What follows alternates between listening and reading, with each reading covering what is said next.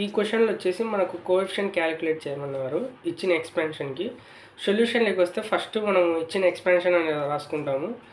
మనకు multinomial theorem formula తెలుసు. First ఎన్ రాసుకుంటాము, తర్వాత n1 n2 and so on nk అని రాసుకుంటాము. ఇక్కడ 5 వరకు ఇచ్చారు కాబట్టి n1 n2 n3 n4 n5 వరకు రాసుకున్నాము.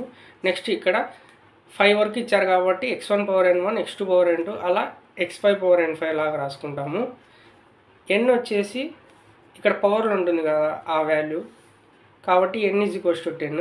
Next n1 n2 n3 n4 n5 ఎలా కనుక్కుంటామంటే మనం కోఎఫిషియంట్ కనుక్కోవాలి కదా, దాని పవర్ x1 పవర్ వచ్చేసి n1 అంటే n1 వచ్చేసి 2.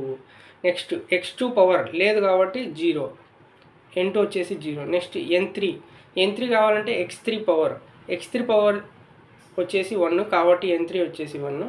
నెక్స్ట్ x4 పవర్ n4 వచ్చేసి 3. నెక్స్ట్ x5 పవర్ n5 వచ్చేసి 4.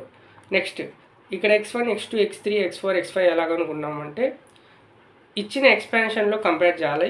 x1 వచ్చేసి x1, ఇక్కడ x2 వచ్చేసి x2, x3 వచ్చేసి x3, x4 వచ్చేసి x4, x5 వచ్చేసి x5.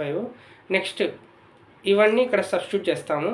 10, నెక్స్ట్ n1 ప్లేస్లో n2 ప్లేస్లో n3 ప్లేస్లో n4 ప్లేస్లో n5 ప్లేస్లో వాల్యూస్ అనేవి సబ్స్టిట్యూట్ చేస్తాము. 2, 0, 1, 3, 4. నెక్స్ట్ ఇక్కడ కూడా అంతే, x1 ప్లేస్లో x1, n1 ప్లేస్లో 2 అలా సబ్స్టిట్యూట్ చేస్తాము. నెక్స్ట్ మనం సింప్లిఫై చేస్తాము.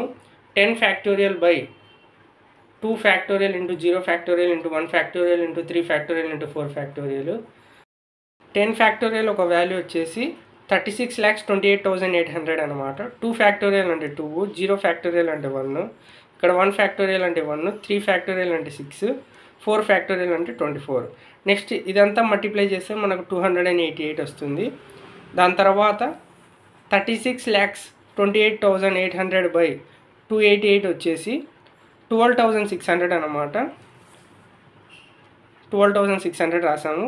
కాబట్టి coefficient of x1² x3 x4 power 3 x5 power 4 ఇచ్చిన ఎక్స్పాన్షన్కి 12,600 అనమాట.